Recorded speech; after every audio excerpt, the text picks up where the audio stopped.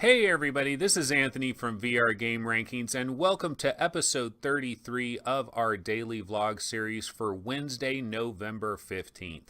Okay, guess what, folks? I only have one news story today, but before we get to that one little news story, I thought I might switch things up a little bit with this particular episode and actually get into three different games that I've been playing recently. Now, these are not brand new releases. There's no like super excitement about any of these three games, but I just happened to play them recently. I have some thoughts about them, and I thought, why don't I talk about these three games and then I can get into this one news story and then we'll see what happens from there. Now, I actually had this idea where I was going to talk about these three games and then whatever news stories I had, those were going to come later.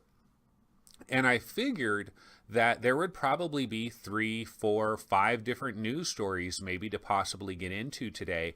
But I woke up today, I took a look at all the various subreddits, I took a look at all the news sites, and not a heck of a lot going on today, to be totally honest with you. I only have this one minor news story, and it's not anything earth-shattering by any stretch of the imagination. So it actually works out pretty good that I've planned a discussion about 3 VR games that I've been playing recently, and we'll just go ahead and get into that discussion.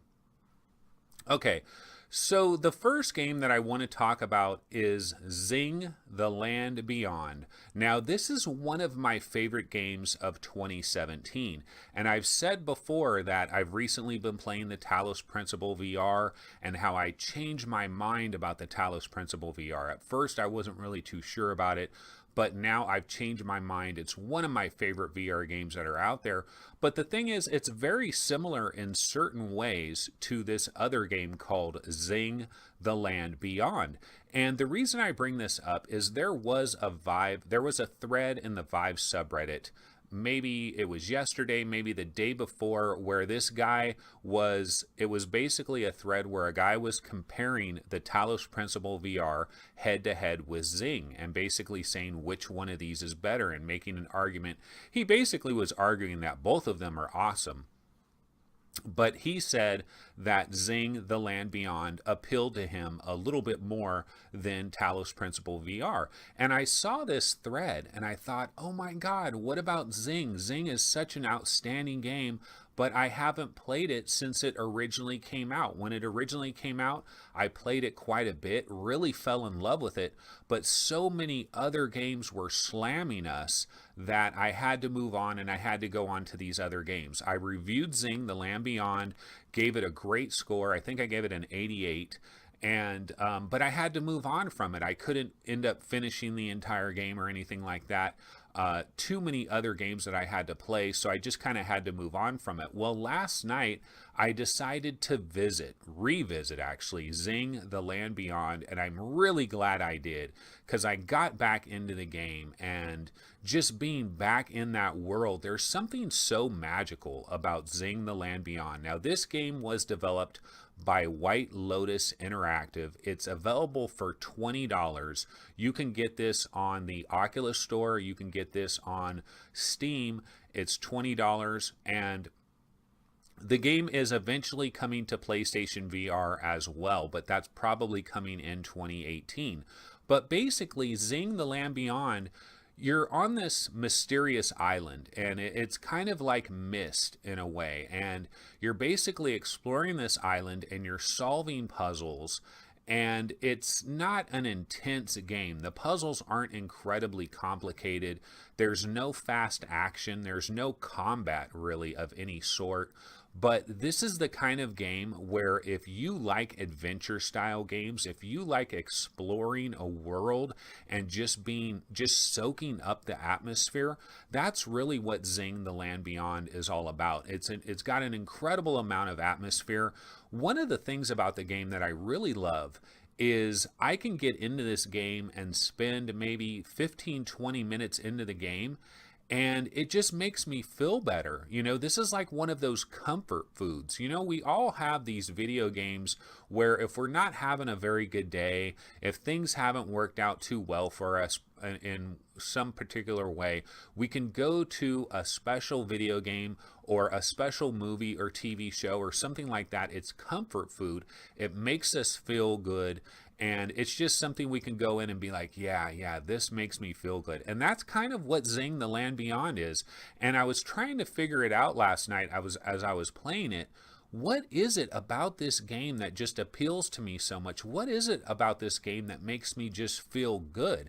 And I think it's a combination of two factors. Number one, I think the music is just really good. The music is very uplifting. It just has this you get a good vibe from the music. So number one is the music. Number two is just the atmosphere. This world, Xing the Land Beyond, is a world of daytime. Well, there's a daytime world and there's a nighttime world. So it kind of plays with these two variables. And you have these different areas, these little platforms that you stand on that will switch it from the daytime to the nighttime. And you have these puzzles that you have to solve, and some of the puzzles can only be solved at nighttime, some of the puzzles can only be solved during the day. And so you have to kind of play back and forth with this day-night cycle.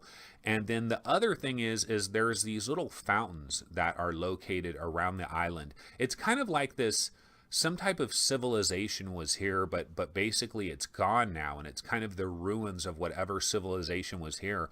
But there are these little fountains that you find as you travel the land of Xing the Land Beyond. As you explore the area, you will find these fountains, and there's different things laying around on the ground that you can pick up. There's rocks, there's seashells, there's coconuts, there's sticks, like pieces of wood. There's different things that are laying on the ground that you can pick up, and you can pick these things up and you can put them into the fountain, and the fountain will basically give words of advice. The fountain is almost like, it's like some type of wise villager or something, like a chieftain or some type of wise sage that gives you this interesting advice on life and also to get further in the game. And so you'll go pick up a coconut and you'll put the coconut inside the fountain, and the fountain will be like, yes, I love tasty coconuts. And then you go grab another coconut and you put it in, and it's like, yes, more coconuts.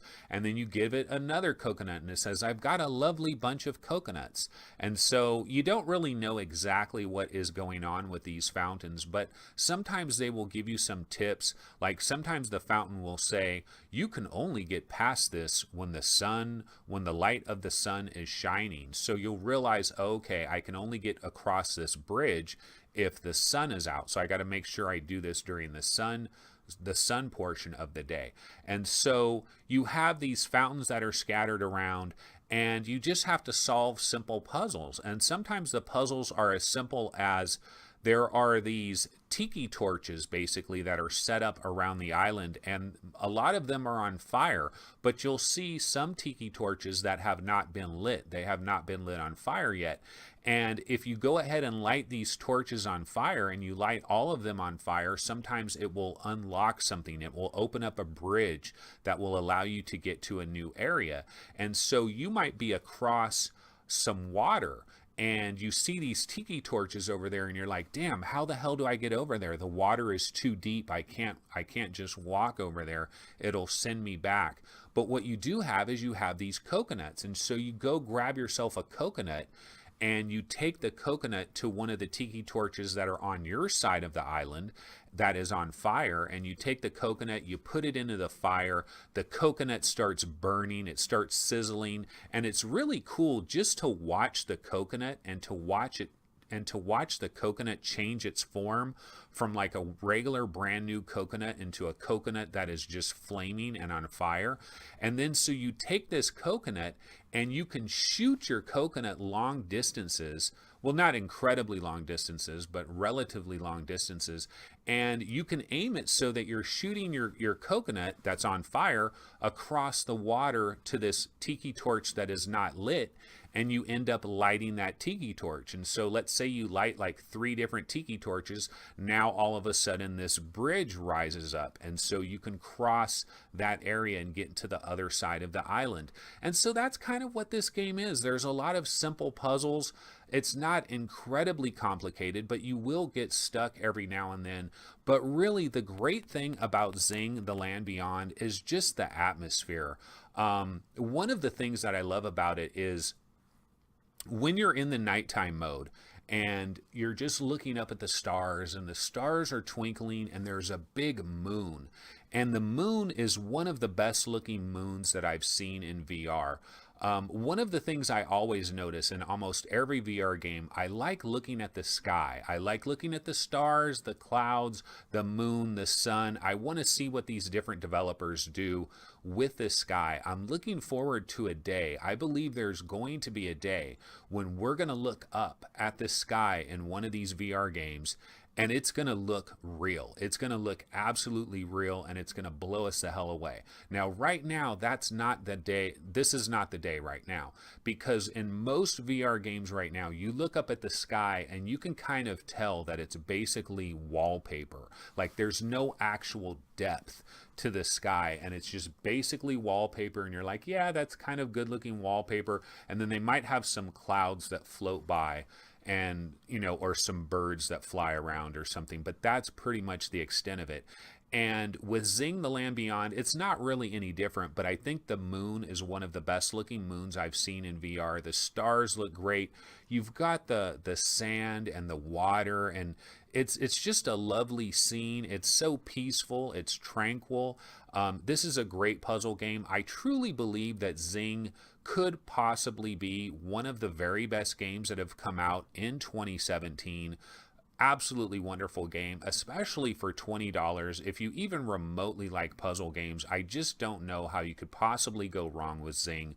One of my favorite games. I was so glad to get back into it last night, and I want to keep going back into it because it's just a fantastic game. So wanted to bring that one up. Okay, so what is the next game that I wanted to get into? Well, a while back there was a football game that came out for the HTC Vive and Oculus Rift. It's called, and I'm talking American football, I'm not talking soccer here, and it's called 2MD VR Football. Okay, so this game came out a while back, and this is definitely an indie game. It is incredibly indie. I think it's $12, maybe $12 or $13, somewhere right around there. And I got a key for this game. This was a while back, VR Roundtable. We got a key. I fell in love with this game, okay? But I am a football fan. I watched the NFL on Sunday. Sunday is really the only day of the week where I spend some time watching sports. Don't even usually watch Monday Night Football. Sometimes I don't get to see much other sporting events during the regular week, but on Sundays, I'm all about that NFL football. I'm just a big football fan, have been my entire life.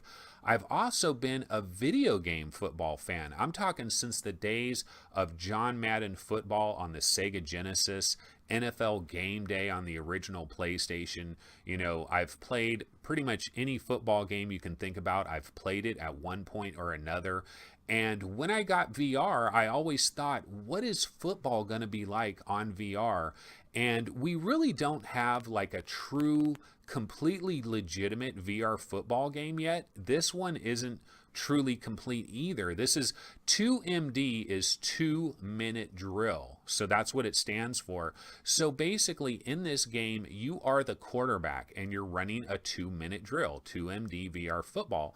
And the cool thing about this game is it's so incredibly colorful. It is just so bright.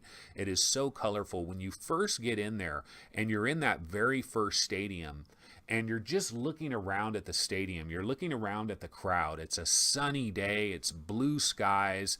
There's a couple of clouds in the sky, but it's just this beautiful sunny day. It really feels like a Saturday. It really feels like a college football game. It looks like it's Ohio State against Michigan, the way the colors of the teams are. And you hike the ball, and you're just throwing passes, and you have little running backs that stand on the sides of you. You have wide receivers. They run their routes. And what you're trying to do is you're trying to score a touchdown as fast as you can, and you're trying to beat these other teams. And then when you win the game, there's a bonus stage that you go into as well, where you're throwing the ball through these hoops. And sometimes there's moving hoops, or you have one of your wide receiver guys goes and runs, and you can try to throw and hit him and get some points. And so basically the idea behind the game is you're trying to get as many points as you possibly can and to rise up the leaderboards. And if you guys play 2MD VR football, take a look, see if you can find VR game rankings on the leaderboards or VR Roundtable. I've played under both accounts, and I think Steve has also played under the VR Roundtable account, and he had a really high score at one point, but now people are getting scores that are absolutely outrageous. One of the reasons I wanted to go back into 2MD VR football and check it out is I heard some people talking about how they added running, that the quarterback can now run. And so that was kind of my impetus in wanting to fire up this game again and check it out. And so I did try it out, and yeah, the quarterback can run. Basically, it's just thumbstick at any given point in time. As soon as you hike the ball, you can just move your quarterback and you just start moving. So you can move over to the left and try to throw a screen pass over there, or you can move over to the right, try to throw a screen pass, or you could just wait like a couple of seconds and just try to run the ball like you're a quarterback that's just taking off on the run like Cam Newton or something like that. Works really well, incredibly fun. This is not like a deep football simulation, and really the thing that I love about 2MD VR football, I continue to play the game because I know that there's 8 different stadiums, and so far I've only seen, I believe, 4 or 5 of the stadiums. So there's 3 or 4 additional stadiums I still haven't seen, and you have to keep winning your games and you have to keep moving on to finally see these other stadiums. But for me, one of the biggest treats of this game is just getting the opportunity to check out these different stadiums because it's such a different feeling. I've played VR Sports Challenge on the Oculus Rift, which is made by Sanzaro Games, and they do have a football mode in there, and you're playing quarterback, and it's pretty cool. The graphics in some ways are a lot better than 2MD VR football, but 2MD VR football just has this charm. It has an unmistakable charm that VR Sports Challenge didn't have. VR Sports Challenge is not a bad game by any stretch of the imagination. I do not want to say that. It's got a lot of good stuff, and I highly recommend it. It's actually a really cool game. But 2MD VR football is more of a real football player's game. Like if you're more into football, it feels more like football, even as cartoony and colorful as the entire game is, which it really is cartoony and colorful. But like I said, that very first stadium, you feel like it's Ohio State versus Michigan, and you feel like it's a Saturday afternoon, and it just has that vibe.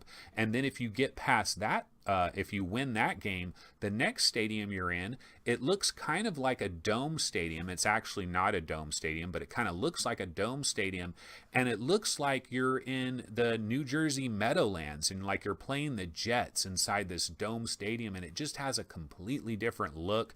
The lighting is different, and it just feels really good. Then you get past that, you eventually get to this field where you're like in a high school stadium and you're playing like, you know, Friday Night Lights. It's like a high school stadium. You see the town's water tower behind you, and the bleachers are just your typical high school type bleachers. It's nighttime. It's cloudy. There's the moon is out. It almost looks like you would see some vampires or some witches or something running around in the background. It seems like a Halloween almost atmosphere, Friday Night Lights type of thing. And it's just the vibe. It's the vibe of the game. And when you throw a nice touchdown pass and your guy takes running off 80 yards and he scores a touchdown, and you're just like, yeah, you know, you feel the elation. You feel good. I really love 2MD VR football. And the running option with the quarterback is really nice. I hope the people that made this game, I hope they continue to work on this, maybe add some additional stadiums. I would love to see some rain, maybe some snow. I don't think that it might be that hard for them to add, say, rain and snow. That would be really cool. But yeah, I'm really loving 2MD VR football, and I definitely recommend it if you have even the passing interest in American football. It's a real fun game to check out. Okay, so the last game I want to talk about is Affected the Manor. Now, this is a game, it's been out for a while. It's been out on the Oculus Rift for quite some time. and it came to the HTC Vive not too long ago. It's relatively within the last couple of months it came to the HTC Vive. And I actually have the Oculus Rift version of this game, but I just never played it. I don't remember how I got the Oculus Rift version, maybe bought it on sale or something like that, and I just never got around to playing it. So I thought, hey, I have Affected the Manor. I might as well check this out. I might as well play it, right? Okay, so I went into it last night, and it tells you at the very beginning, it says, this game has jump scares. This game, you better be ready for this. You better be able to deal with this. And I'm the type of gamer where when it comes to these horror games, I can deal with it mostly. Like, the only thing that really tends to start to bother me is when there's weird bug looking type creatures, spiders, bugs, like Brookhaven Experiment. There's these weird bugs. They make these horrible sounds. They shoot webs at you. That freaks me the hell out. But when it comes to monsters, like monsters that have 2 legs and 2 arms and stuff like that, that doesn't freak me out as much. I don't know why. It just doesn't bother me as much. I can deal with stuff like Killing Floor Incursion without much trouble. And so I thought, you know what, I can deal with this Affected the Manor. This isn't going to scare me that much. So I had no idea what this game was about. I really didn't read up on it before going into it. I just went into it blind. And basically, I ran through the entire experience. It took me about 40 minutes to 45 minutes or so to go through the entire thing. And calling it a game might be a little bit of a stretch because you don't really have much agency in this Affected the Manor in this world. You basically have a flashlight, and that's pretty much all you have. And the flashlight, sometimes the flashlight is turned on, sometimes it's turned off. I don't believe you actually, as the player, I don't believe you actually have control over the flashlight. It seems like it turns off and on its own. But you're going through this house, and it's basically a haunted mansion. You know when it's Halloween time and they have one of these haunted house somewhere where they charge like $30 and you can go in and they have actors that are dressed up and they have all this weird creepy stuff, and it can be really cool and fun to go to one of these haunted houses. Well, that's basically what Affected the Manor is. It's basically one of those, except you don't have to go anywhere. You just throw on your headset. This thing costs $8.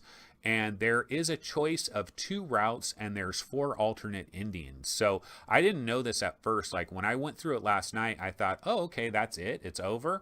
But then I looked today, and I guess there's 2 different routes you can go down, and there's 4 alternate endings. So maybe I only saw one ending. But yeah, the jump scares, man, there will be some times in this game where you'd be like, oh shit, something just jumps out of nowhere and freaks you the hell out.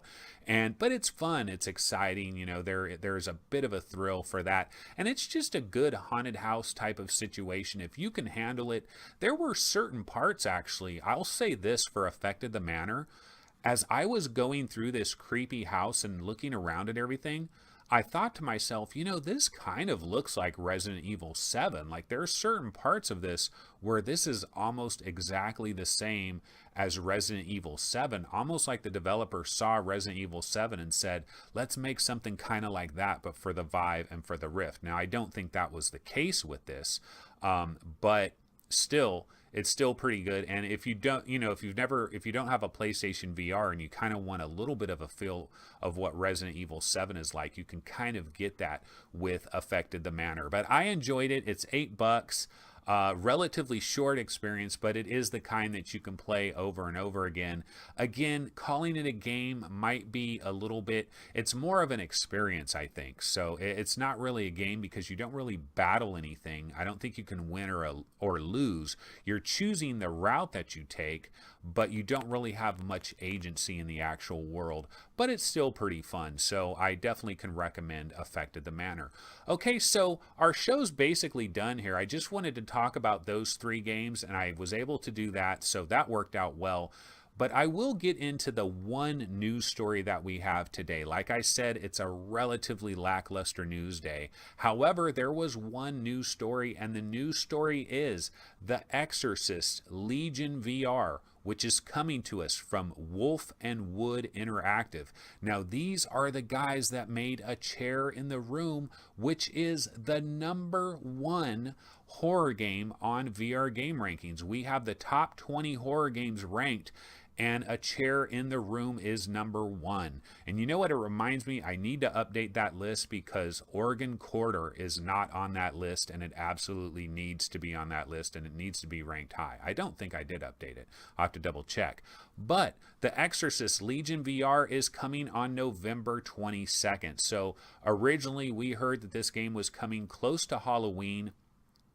Now we find out it actually has a date. It's November 22nd, and this is the first episodes. So we've always heard about episodic gaming, and there was this talk a number of years ago where gaming's going to move to this episodic thing, and it's going to be kind of like TV, and you're going to pay for these little bite-sized chunks of games. Well, that's what they're doing here, actually. Wolf and Wood Interactive and Legion VR, they've got together to make The Exorcist Legion VR.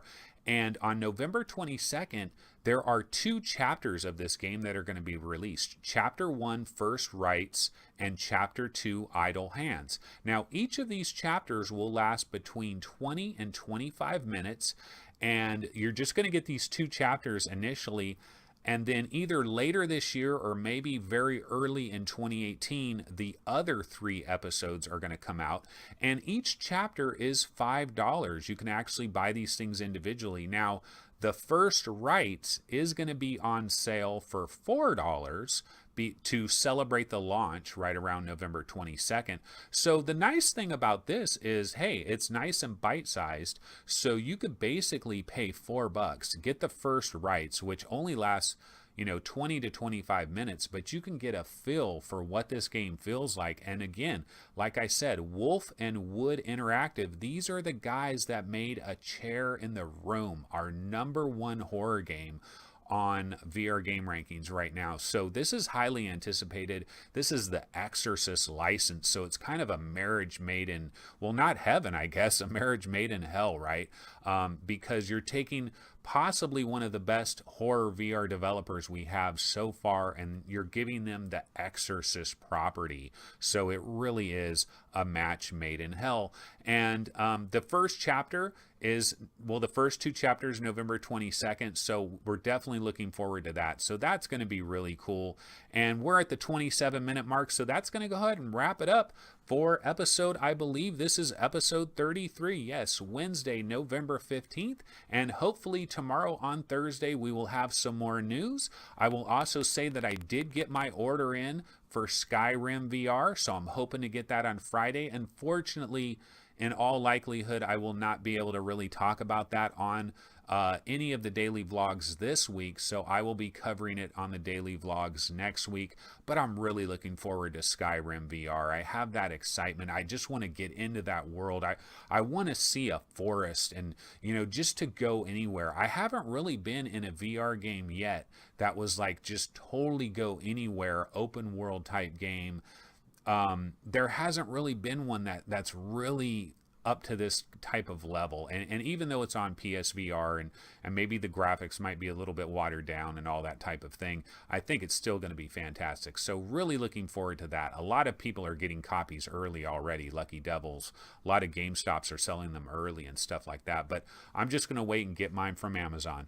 But anyway, guys, that's going to go ahead and wrap it up for episode 33 of our daily vlog series for Wednesday, November 15th. And I'll talk to you guys tomorrow. Take it easy.